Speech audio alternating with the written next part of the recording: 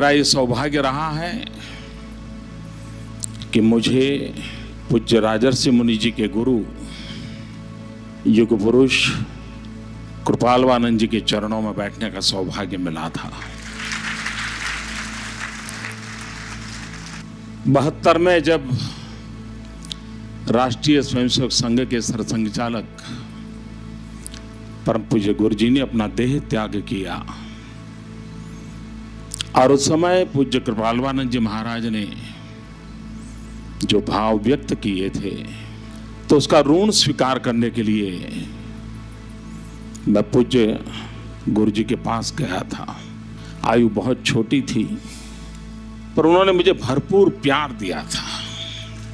और बाद में 75 में एक संकट आया,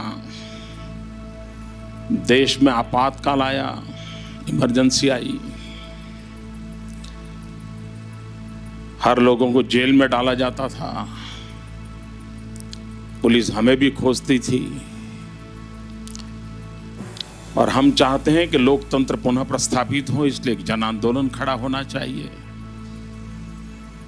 तो हम भूगर्भ में रह करके लोक शिक्षा का काम कर रहे थे, पुलिस से बच के रहना होता था। और तब मैं कुछ समय के लिए कायावरोहण गया, पूज्य गुरु जी से प्रार्थना की कि मैं इस अवस्था में हूं। उन्होंने कहा चिंता मत करो, ईश्वर के चरणों में आए हो।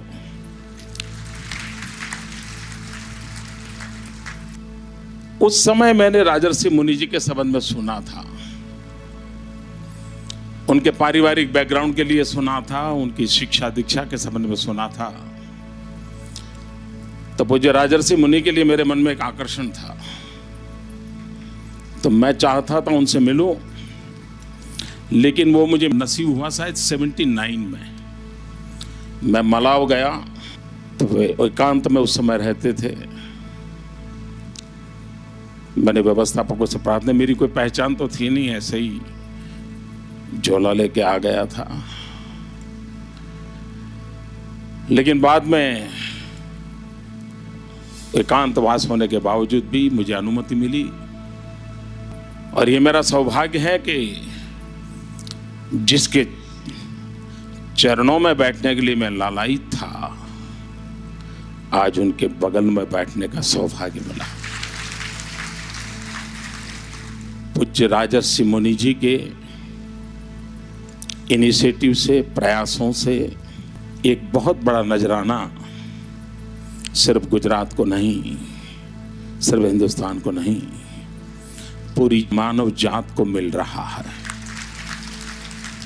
और कहने को तो कानूनी व्यवस्था में ये योग यूनिवर्सिटी है, लेकिन मैं महसूस करता हूं ये सिर्फ योग यूनिवर्सिटी नहीं है, यह युग यूनिवर्सिटी है,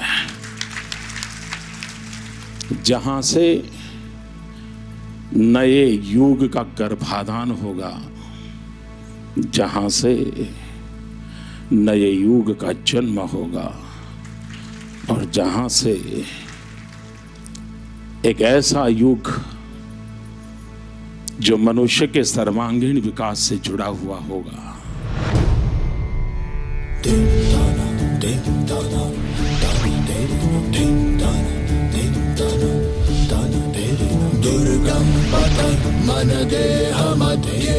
शरीर और मन के बीच का पथरीला रास्ता,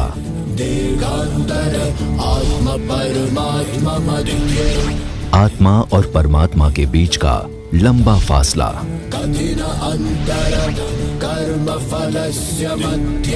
कर्म और फल के बीच का कठिन अंतर तय करने का सामर्थ्य कौन रखता है?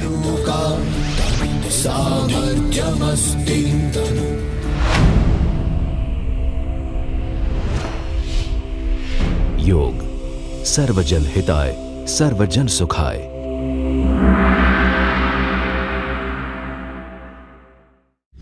मुझे आदि शंकर की उस परंपरा में भी श्रद्धा है और योग के लिए अखंड एक निष्ठ तपस्या करने वाले परम पूज्य राजर्षि मुनि पर भी मेरी श्रद्धा है। आदि शंकर की परंपरा में अद्वैत के सिद्धांत की चर्चा है। ये अद्वैत का सिद्धांत भी एक प्रकार से योग का साकार रूप है, और मैं इसलिए कहता हूं कि योग का साकार रूप है कि जहां द्वैत नहीं है, जहां मेरे और तुम्हारे बीच में जुदाई नहीं है,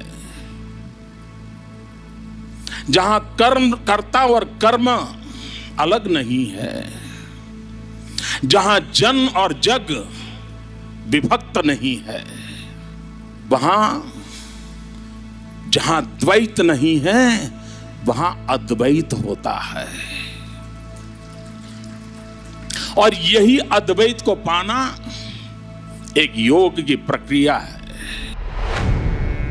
नास्ति सांख्यं ज्ञानम नास्ति योग समं बलम तावु भावे कचर्यो तावु भाव निधनो स्मृतो। योग समान बल नहीं और सांख्य समान ज्ञान नहीं। ये कहावत उस समय प्रचलित थी जब भारत ज्ञान और विज्ञान के क्षेत्र में विश्व से आगे था। वैदिक काल से लेकर बुद्ध महावीर तक हमारे साथ रही हमारे देश की सबसे बड़ी ताकत योग क्या आज भी है हमारी सबसे बड़ी ताकत? कोई एक युग होगा जब हमारे पूर्वजों ने कुछ नियम बनाए थे कि साधु 7 समंदर पार नहीं जाएगा। कुछ नियम होंगे, उस काल में जरूरत रही होगी शायद। दूसरी हमारी कठिनाई रही, एक कालखंड ऐसा आया, खास करके गुलामी का कालखंड, और उस समय योग ये व्यक्तिगत विषय बन गया। और फिर तो एक ऐसी अवस्था आ गई कि भाई योग ये तो बहुत बड़े योगी पुरुष ही कर सकते हैं, सामान्य मानवी का काम नहीं है। ये तो हिमालय की गिरी कंदरा में बैठे हुए हैं, लंबे लंबे बाल हो, बहुत बड़ी दाढ़ी हो, शरीर पे वस्त्र ना हो, ठंड की अनुभूति न तो होती हो, बर्फ की शीतल लहरें भी जिनको परेशान नहीं करती हो, उस अवस्था को प्राप्त करने वाले लोग होते हैं, वही योगी पुरुष योग कर सकते हैं। ये मेरा काम नहीं है, मेरा तो ज्यादा से ज्यादा काम है इस योगी पुरुष के चरणों में बैठ करके वंदन करूं और कहीं उसके आशीर्वाद से मेरी गाड़ी चल दे। यही रूप है जिसने हमारी इस महान विरासत को बहुत नुकसान किया। ये जन जन के लिए जरूरी जो विरासत थी वो कहीं न कहीं बंधनों में बंध गई। आचार विचार के साये में हम उलझ गए। योग का निरंतर प्रचार होना जरूरी था, योग का निरंतर उत्कर्ष होना जरूरी था, योग से जुड़े हुए जीवनों की सिद्धियों से लोगों को परिचित होना आवश्यक था। लेकिन इस देश पर राज करने वाले लोगों के लिए भारत का यह सामर्थ्य अगर विश्व में गया तो भारत एक शक्ति बन जाएगा। और इसलिए भारत की मूलभूत शक्ति को भारत में ही कुचल दिया जाए, उसी के षड्यंत्रों के बीच हमारी परंपरा रही और उसके कारण हम संकटों से जिए।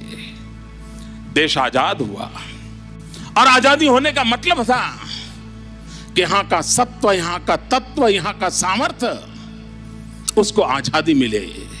लेकिन उस गुलामी की मानसिकता ने मैंने ऐसा झकझोर के रखा था कि हम डरने लगे कहीं योग ये हमारा पुराण पंथी तो नहीं है, ये नाक पकड़ के बैठना, दुनिया कहीं हमारा मजाक तो नहीं उड़ाएगी। दुनिया उपग्रह छोड़ रही है, हम पूर्वग्रहों से जिंदगी जी रहे हैं, तो विश्व में हमारा चेहरा क्या होगा? ये दुनिया के सामने अपना चेहरा दिखाने के पागलपन में हमने अपनी इस विरासत को कम आंक दिया। ऐसा ही लगा कि योग तो हमारे काम का नहीं, हमारे विषय नहीं है ये तो। और कभी कभी तो दुर्भाग्य उसको सांप्रदायिकता के साथ भी जोड़ दिया गया। और हम ही ने हमारी इस महान परंपरा को हम कल्पना न कर सके इतना बड़ा भयंकर नुकसान किया। लेकिन इस देश का सौभाग्य था कि कृपालानंद जी महाराज जैसे संत इस धरती में जन्म लिया। आदि शंकर हो, प्रणवानंद जी हो, कृपालानंद जी, एक परंपरा है, पूरी परंपरा है, जिन्होंने योग को वैज्ञानिक ढंग से दुनिया के सामने प्रस्तुत किया। योग के प्रति अपनी आस्था इतनी अजोड़ कर दी कि उनको देखते ही किसी को लगता था इस महानता के मार्ग पर चलना पड़ेगा, मजबूर होना पड़ेगा।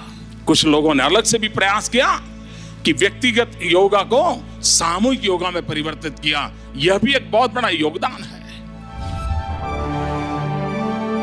जो हमने खोया था वो तो खजाना था। समय रहते ही हमने उसे वापस ग्रहण तो कर लिया, पर शायद उसका अर्थ बदल गया। मित्रों, कुछ लोगों को लगता है अगर पद्मासन कर लें तो उसको लगता है कि मोक्ष का रास्ता मिल गया, और इसलिए कुछ लोग आसन को ही योग मान लेते हैं और कभी कभी कहते हैं मैं योग नहीं कर सकता क्योंकि मेरा शरीर झुकता नहीं है, बैंड नहीं होता है, और तभी से उसको योग कठिन लगने लग जाता है। जो लोग सर्कस में काम करते हैं उनका शरीर तो कितना लचीला होता है, हर दिशा में मुड़ता है, रबर की तरह मुड़ता है। क्या सर्कस में काम करना हर व्यक्ति योगी है क्या? अगर शरीर रचनाओं का अंग को मोड़ना मरोड़ना यही योग होता तो सर्कस में काम करना वाला हर व्यक्ति योगी होता। लेकिन योग वह नहीं है। ज्ञान, कर्म और भक्ति, ये तीनों को संतुलित रूप में, सम्यक रूप में निर्धारित मार्ग पर ले जाने का सामर्थ्य जिसमें है वह योग है। मन, वचन और बुद्धि, इन तीनों के बीच में दुराव हो, तीनों के बीच में टकराव हो, तीनों की दिशा अलग हो तो जीवन कभी सार्थक नहीं होता है, इच्छाएं कभी परिपूर्ण नहीं हो सकती है। और मनुष्य भी भरोसे लायक तब बनता है जब मन, वचन और बुद्धि, इन तीनों के अंदर एक सायुज्य हो, संतुलन हो। योग उस अवस्था को प्राप्त करने का अवसर देता है। शरीर की सरहदों से निकलकर मन के दरवाजे तक पहुंचकर जो अंधेरे में ज्योत जलाए वही तो होता है योग दर्शन। कुछ लोगों को लगता है योग यह रोग मुक्ति का मार्ग है। मैं कहता हूं योग भोग मुक्ति का भी मार्ग है। कभी रामकृष्ण परमदेव स्वामी विवेकानंद जी के गुरुदेव, वे कभी कभी ज्ञान और योग की बात करते थे तो बड़ी सरल कथा में कहते थे। वो कहा करते थे अगर कोई महिला बहुत ही उत्तम प्रकार का खाना पकाती है मतलब वो ध्यान है। और इसको समझाने के लिए वो कहते थे अगर कोई महिला घर में बेध्यान रहती है तो सप्ताह में 2 बार गैस पे रखा हुआ दूध उबलता हुआ बाहर निकल जाता है क्योंकि वो बेध्यान होती है। कभी नमक ज्यादा पड़ जाता है, कभी मिर्ची ज्यादा पड़ जाती है क्योंकि वो बेध्यान होती है। और इसलिए उत्तम रसोई पकाने वाली महिला भी ध्यान करती है। इतनी सरल भाषा में लोगों को समझाने का काम रामकृष्ण देव किया करते थे। महर्षि अरविंद ने योग को राष्ट्र शक्ति का आधार बनाया था। योगी श्री अरविंद के नाम में वो जाने गए और उन्होंने कहा था कि मैं आध्यात्मिक चेतना के माध्यम से, और वो तो वहां तक कहते थे कि मनुष्य की विकास यात्रा की पूर्णता नहीं है। अगर योग से जुड़ा हुआ मनुष्य महामानव की दिशा में प्रगति करता है और वह हम आज भले मानव देह मानव के रूप में क्यों न हो, लेकिन अगर हमारे भीतर योग हो और हम योग को समर्पित हो तो हम महामानव बनने तक की उस क्षमताओं को प्राप्त कर सकते हैं जो विराट रूपों की हम चर्चा करते हैं। चाणक्य ने भी बहुत बड़ी योगी की चर्चा की है। चाणक्य ने कहा इंद्रियाणाम प्रशम शास्त्रम, इंद्रियों को शांत रखने की शक्ति शास्त्र होती है, मतलब योग होता है जो इंद्रियों को शांत रखता है। चाणक्य ने कहा था यथा शरीरम तथा ज्ञानम यथा बुद्धि तथा विभव। तो चाणक्य कहते थे जैसा शरीर वैसा ज्ञान, जैसी बुद्धि वैसा वैभव। मतलब हमारे शास्त्रों में योग के अनेक अलग अलग रूपों की चर्चा हुआ करती है। रामायण काल से इसकी चर्चा ही है और कहा गया है योगा मन प्रशमनः उपायः। मन को नियंत्रित करके शांत रखने का उपाय ही योग है। और हम सब उद्विग्न अवस्था से जीने से बचने के लिए मुक्ति का जब रास्ता ढूंढते हैं तो हम भी योग की तलाश में चले जाते हैं। हमारे शास्त्रों ने कहा था सवनवत समत्वम योग उच्चते। जहां मन का समत्व होता है, उतार चढ़ाव नहीं है, भाव नहीं है, ठहराव नहीं है, मन का समत्व, इसे योग माना गया। मुझे आज भारत के पूर्व प्रधानमंत्री श्रीमान अटल बिहारी वाजपेयी जी की कविता के शब्द, मैं मानता हूं एक राजनेता ने योग की परिभाषा कैसी कर सकता है, इसका बड़ा उत्तम नमूना है। क्योंकि राजनेता है, राजनीति से जुड़ा है, चुनाव है, उठापटक है, जय और पराजय है, उसमें से योग ढूंढने का काम कैसे होता है। अटल जी ने अपने काव्य में लिखा है, क्या हार में क्या जीत में, किंचित नहीं भयभीत में, कर्तव्य पथ पर जो मिले, यह भी सही वह भी सही। मैं मानता हूं राजनीतिक जीवन को जीते जीते भी योग की अनुभूति की जा सकती है, योग का साक्षात्कार किया जा सकता है और योग का प्रकटीकरण भी किया जा सकता है। और तभी तो अंतर मन से, हृदय की गहराई से आवाज निकलती है, क्या जीत में क्या हार में। तभी तो आवाज निकलती है, कर्तव्य पथ पर जो मिले, यह भी सही वह भी सही। यही तो है जो योग हमें सिखाता है। जैसे ध्यान के माध्यम से कर्म ही योग बन जाता है, वैसे ही एक साधारण इंसान भी ध्यान के जरिए कर्म योगी बन सकता है। मैं मेरे नगर वड़नगर से कभी कभी ट्रेन के अंदर विसनगर जाया करता था। एक 12-15 साल का किशोर जिसको पोलियो हुआ था, कमर के नीचे का शरीर काम नहीं कर रहा था, वो मुश्किल से ट्रेन के अंदर चढ़ गया। उस गंदे कपड़े थे, भिक्षुक जैसा लगता था, लेकिन वो भीख नहीं मांगता था और हर किसी के पास जाकर के वो रिक्वेस्ट करता था मुझे बूट पॉलिश करने के लिए दीजिए। और उस समय 10-15 पैसे में बूट पॉलिश होती थी और लोग कभी दया भाव के कारण, कभी करुणा के भाव के कारण उससे अपना जूतों की पॉलिश करवाते होंगे। लेकिन मैंने देखा पॉलिश वाले करने वाले बहुत देखे थे, लेकिन इस बच्चे की तरफ मेरा ध्यान गया। मैं देख रहा था क्या कर रहा है। उसने क्या किया, अपने गंदे टूटे फूले झोले में से उस दिन का टाइम्स ऑफ इंडिया निकाला और उस पर लिखा था, ग्राहक के प्रति उसने लिखा था कि आज का दिन बहुत ही शुभ हो, आपकी यात्रा शुभ हो, आपके सारे काम सिद्ध हो। अंग्रेजी में उसने एक छोटा वाक्य लिखा था। और जैसे ही उसने जूते दिए पॉलिश करने के लिए, तो इसने उनके हाथ में टाइम्स ऑफ इंडिया पकड़ा दिया। उस ग्राहक को भी लगा कि 10 पैसे में पॉलिश हो रही है और 1 रुपये का अखबार पढ़ने को मिल जाता है। इस घटना को मैं देख रहा था तो मैंने उस बालक को पूछा, मैंने कहा भाई तुम हो कौन? बोले मैं कर्नाटक का हूं, कोई परिवार में है नहीं, मेरी शरीर की हालत अच्छी नहीं है, लेकिन मैं सम्मान से जीना चाहता हूं, इसलिए मैं यहां पहुंच गया हूं, करते करते काम कर रहा हूं। और बोले मैं लोगों की सबसे अधिक सेवा करना चाहता हूं। बोले हर दिन सुबह एक टाइम्स ऑफ इंडिया खरीद लेता हूं और दिन भर में 25-30 लोगों की जब पॉलिश करता हूं, 5 मिनट 7 मिनट पॉलिश करता हूं, उतनी देर वो अखबार पढ़ लेते हैं और मुझे आशीर्वाद भी देते हैं, पैसे भी देते हैं। मैंने इस दृश्य को देखा तब मुझे गीता पूरी तरह समझ आ गई। मुझे लगा इसको कहते हैं योग कर्मसु कौशलम। पॉलिश करने वाले काम को उसने योग बना करके जिस प्रकार से उसमें प्रोफेशनलिज्म ला करके काम किया था, और यही तो योग कर्मसु कौशलम है, जो जिंदगी को जोड़ देता है, कार्य में जीवन को झोंक देता है। वो यौगिक अवस्था को प्राप्त करके जीवन में एक अद्भुत अनुभूति का एहसास करता है।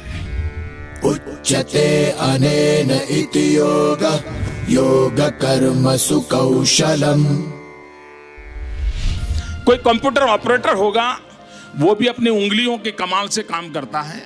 कोई टाइपराइटर को हैंडल करने वाला होगा, टाइपिस्ट होगा, तो वो भी अपनी उंगली से दिन भर काम करता है और रात को रोजी रोटी कमाता है। और एक सितार बजाने वाला आता है, वह भी अपनी उंगली को का ही कमाल करता है और अपना जीवन गुजार करता है।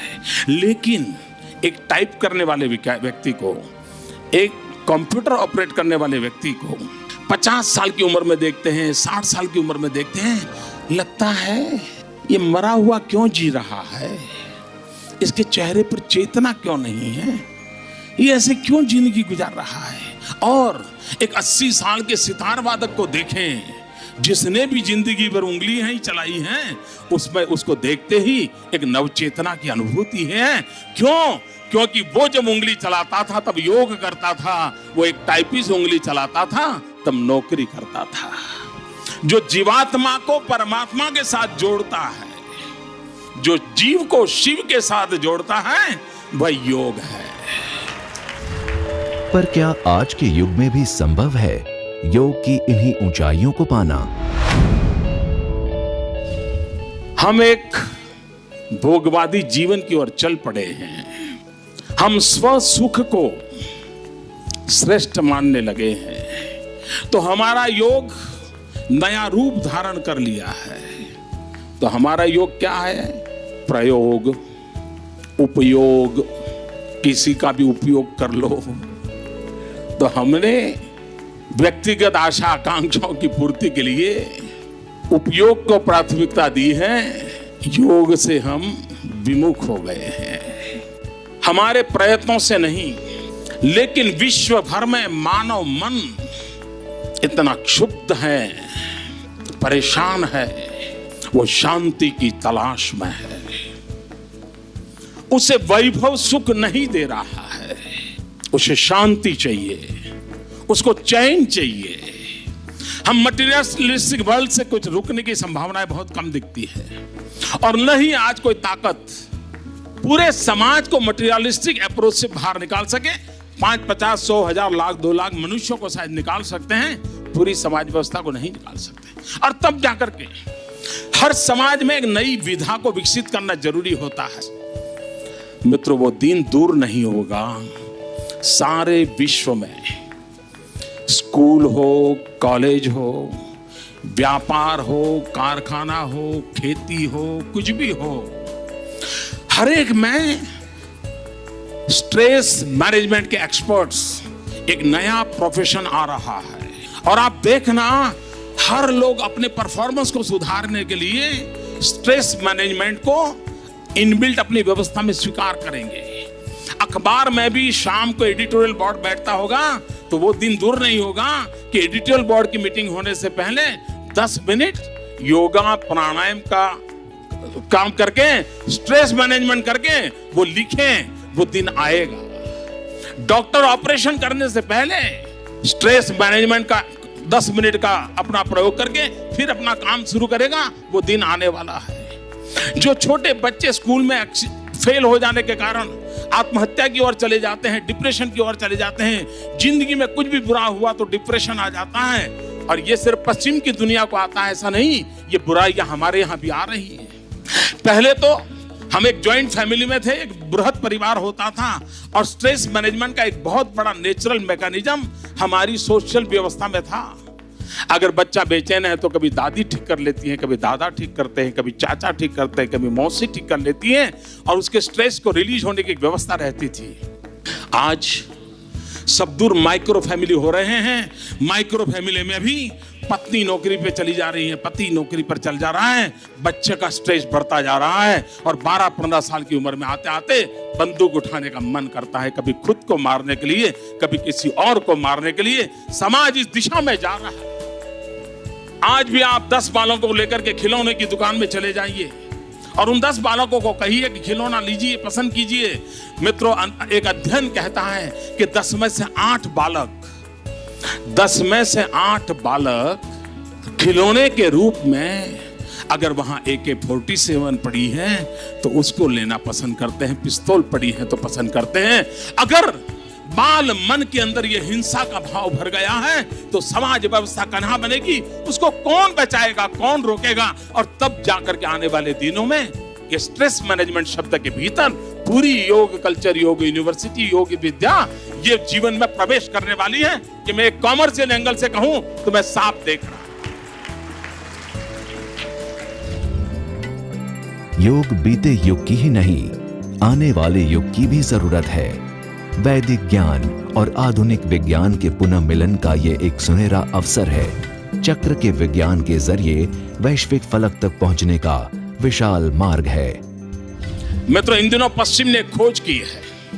वो खोज ये है कि आज सॉफ्टवेयर के माध्यम से, एक प्रोग्राम के माध्यम से अगर सुबह ब्रह्म मुहूर्त में आपके शरीर पर वो सारे साधन लगा करके वो जांच सकते हैं कि आपके ये जो चक्र हैं वो संतुलित अवस्था में है कि नहीं है।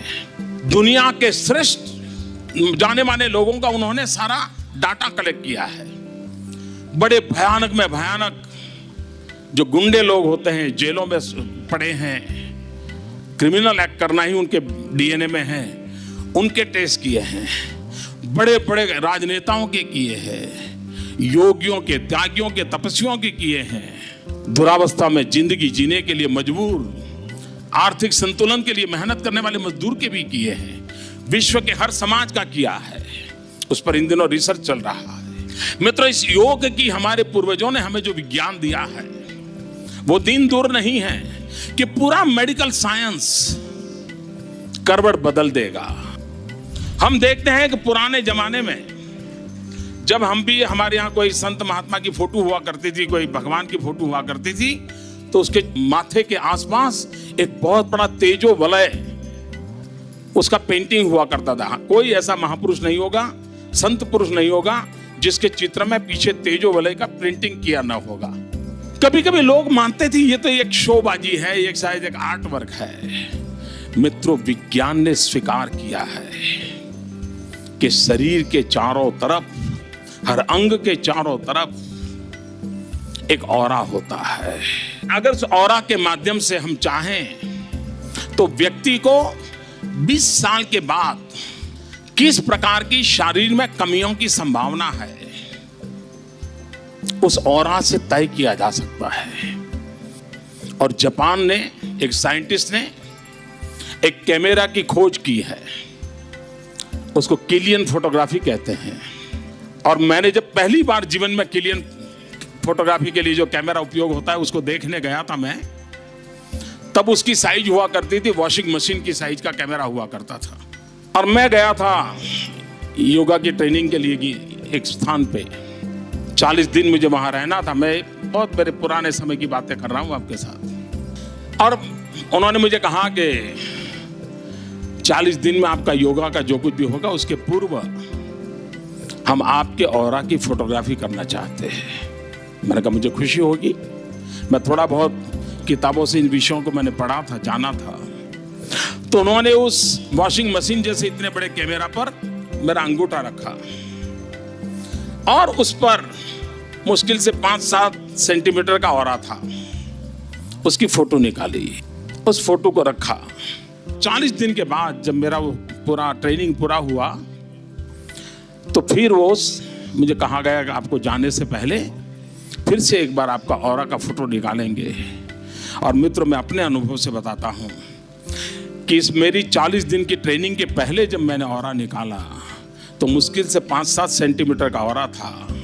और 40 दिन के बाद जब उसी अंगूठे का ऑरा निकाला तो पूरे उस कैमरा के बाहर ऑरा चला गया। ये योग का सामर्थ्य है जी। 40 दिन के भीतर भीतर इसकी अनुभूति हो जाती है। तो हमारे यहाँ एक कहावत है गुजराती में, अन्न एवो ओडकार। वो सिर्फ भोजन की तारीफ करने के लिए नहीं है, जीवन में उसका स्थान क्या है उसको सरल भाषा में हमारे पूर्वजों ने एक कहावत के रूप में रखा है, अन्न एवो ओडकार। हमारे यहाँ अन्नमय कोश, मनोमय कोश, ज्ञानमय कोश, प्राणमय कोश, प्रज्ञामय कोश, इन 5 कोश की चर्चा होती है और यही हमारी जीवनचर्या, दिनचर्या, खान पान, विचार, आचार, पठन पाठन, इन सब से एक ऑरा तैयार होता है। हम गर्भ में होते हैं तभी ऑरा तैयार होना शुरू होता है। बालक भी जन्म के समय एक ऑरा के साथ निकलता है और आगे चल करके उसकी आदतों के अनुसार वो ऑरा शेप लेता है। और आज विज्ञान कहता है कि आपकी बीमारी तय करने के लिए कोई पैथोलॉजी लेबोरेटरी तक जाने की जरूरत नहीं पड़ेगी।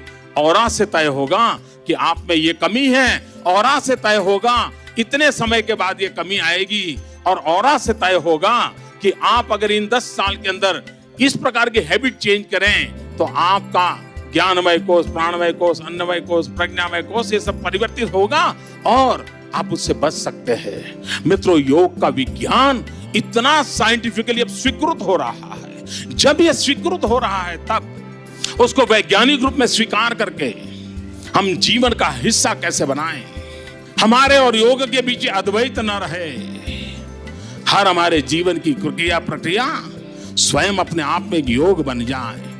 तो एक तो इस पहलू मेडिकल साइंस का एक नया पहलू खुलने वाला है, वो विज्ञान के स्वीकार कर लिया है।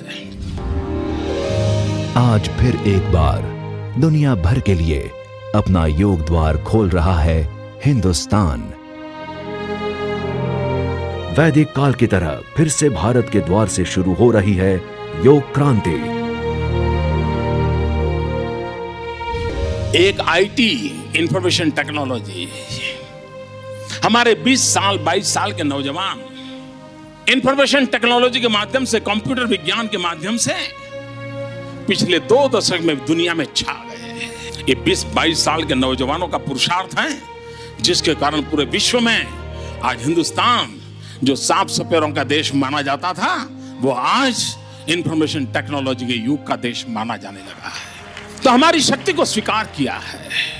मैं मानता हूं पूरे विश्व में पहुंचने के लिए, पूरे विश्व को अपना बनाने के लिए, पूरे विश्व का भला करने के लिए, वसुधैव कुटुंबकम को सच्चरितार्थ करने के लिए अगर आज सरल में सरल कोई रास्ता है तो वह योग है। आप मित्रों, मैं कहता हूं, आप में से कोई ऑस्ट्रेलिया गए हो तो आप देखना, ऑस्ट्रेलिया में जाना, आप 20 ऑस्ट्रेलियन नागरिकों से बात करना। मैं यहां बैठ करके दावे से कहता हूं 20 में से कम 14 लोग ऐसे होंगे ऑस्ट्रेलियन सिटीजन जो आपको मिलते ही, आप हिंदुस्तान से आए हो कहते ही आपसे सीधा सवाल योग के संबंध में पूछेंगे।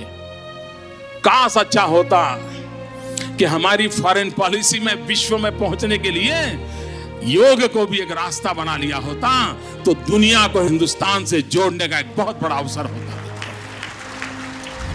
हमारी एम्बेसी को ऑथेंटिक योग जानने वाले लोग इस देश में कौन हैं, उसके लिए ध्यान देने की आवश्यकता होगी। वरना डॉलर और पाउंड का योग करने के लिए निकले हुए कोई लोग कहीं ऐसा तो न कर दें कि नाक पकड़ने को भी योगा बना दें और सिर्फ किसी को कह दे कि तुम्हारा भला हो गया और नहीं हुआ तो अविश्वास पैदा हो। हमें दुनिया को, हमें योग नहीं आता है तो हम अटक जाए, लेकिन लोगों को गलत रास्ते पर ले जाने का हमें अधिकार नहीं है। योग के सच्चे रूप को, योग के सामर्थ्य को और एक एक व्यक्ति को आत्मसात करना है। और इसलिए हमारे लिए बहुत बड़ी आवश्यकता है कि हिंदुस्तान में योग के उत्तम टीचर तैयार हो। और जैसे योग टूरिज्म की संभावना की चर्चा हो रही है, वैसे ही पूरा विश्व योग एक्सपर्ट को इनवाइट करेगा और हिंदुस्तान से लाखों लोग रोज जाते होंगे। क्या मैं तो उस देश में जा रहा हूं, स्कूल में मुझे 3 महीने का योगा सिखाने का काम मिला है, लेकिन ये कब होगा? हमें अच्छे योग टीचर तैयार करने होंगे। सरकार के मन में योग यूनिवर्सिटी बनाने का जो सपना था, उसके पीछे एक वैश्विक सपना है। और आज मुझे खुशी है कि इसके जो सिद्ध पुरुष है, इसके एक समर्पित पुरुष है जिसने जीवन में योग को अपनाया है, ऐसा नहीं है, जिसने योग को समाज में निरूपित करने के लिए जीवन खपा दिया है। ऐसे परम पूज्य राजर्षि मुनि जी के नेतृत्व में एक महान कार्य की ओर हम आगे बढ़ रहे हैं। भगवान कृष्ण पण भागवतમાં કહ્યું છે કે યોગસ્ત્રયો મયા પ્રોક્તા જ્ઞાન કર્મ ભક્તિશ્ચ, ત્રણ પ્રકારનો યોગ મેં કહ્યો છે, જ્ઞાન કર્મ અને ભક્તિ. તો એ પણ સંપૂર્ણ યોગ છે. આપણું ઉપનિષદ કહે છે કે અયમ તુ પરમો ધર્મ યત યોગેન આત્મદર્શન. યોગ દ્વારા યોગ સાધનાથી આત્માનું દર્શન કરવું એ પરમ ધર્મ છે. અહીંયા જે આપણે શીખવાના છીએ પછી એ સમજી લો, યોગ છે, યોગા નહીં. યોગ તો એમ કે છે કે આ શરીર, માણસનું શરીર દિવ્ય બની જાય. અને દિવ્ય એટલે શું? આપણું શ્વેતાશ્વતર ઉપનિષદમાં કહ્યું છે દિવ્ય શરીરની વ્યાખ્યા કે ન તસ્ય રોગો ન જરા ન મૃત્યુ પ્રાપ્તસ્ય યોગાગ્નિમય શરીર. જેને યોગના અગ્નિમાં તપાવેલું શરીર પ્રાપ્ત કરી લીધું એને રોગ ન હોય, એને વૃદ્ધાવસ્થા ન હોય અને એને મૃત્યુ ન હોય. નરેન્દ્રભાઈ સાથે મારે ઘણી વાત થઈ, એમને ઘણી દિલચસ્પી છે. એ સમજે છે કે આપણી આ યુનિવર્સિટી એક નમૂનેદાર બનાવી જગતમાં, કે જગત જાણે કે અહીંથી સાચી વિદ્યાનો પ્રચાર કરીએ છીએ.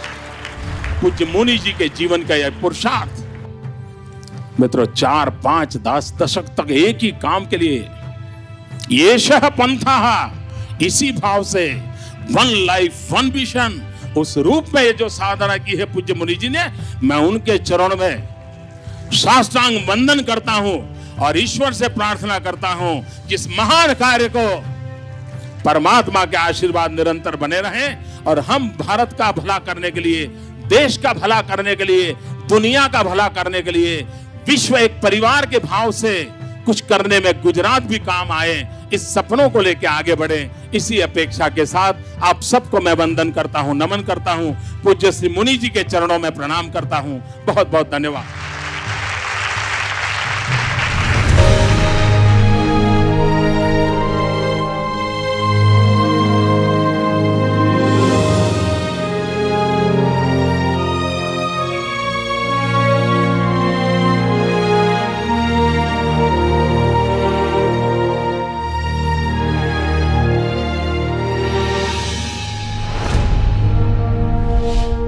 योग सर्वजन हिताय सर्वजन सुखाय.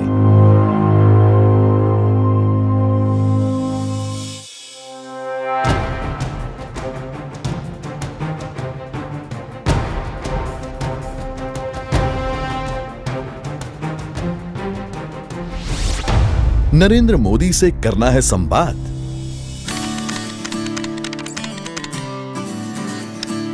अब आप सीधा संवाद कर सकते हैं भारत के लोकप्रिय नेता के साथ. लॉग ऑन करें www.narendramodi.in पर और आप उनसे डायरेक्ट कांटेक्ट कर सकते हैं सोशल नेटवर्किंग के अनगिनत ऑप्शंस के जरिए.